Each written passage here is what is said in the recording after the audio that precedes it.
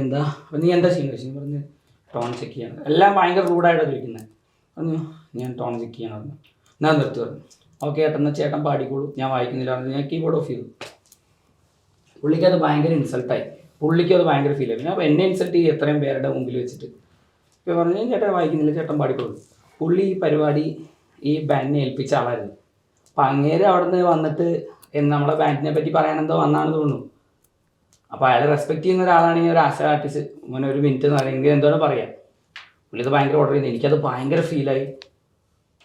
പിന്നീട് നടന്നൊക്കെ ഭയങ്കര വിഷയമായിരുന്നു. പുള്ളി അവിടെ നിന്ന് ഭയങ്കര അവിടുത്തെ പുള്ളിയുടെ കുറേ എന്താ പറയുക പിന്നാലെ നടക്കുന്ന ശിങ്കിടികൾ പറയില്ല, അവരൊക്കെ വന്നിട്ട് എന്നെ സ്റ്റേജിൽ നിന്ന് വലിച്ചഴിച്ച് കൊണ്ടുപോയി. നമ്മളതൊരു അടിവക്കിലെത്തി. എന്നോട് പുള്ളിയുടെ മകൻ വന്നിട്ട് പറയാമല്ലേ ബാസ്റ്റേഡ് എന്ന് വിളിച്ചു തന്നെ. ഒരു കാര്യമില്ല, ഞാൻ തൊന്നും കേൾക്കില്ല. ഞാൻ അവിടെ എൻ്റെ അച്ഛനെയും വലിച്ചുകൊണ്ട് പോയി.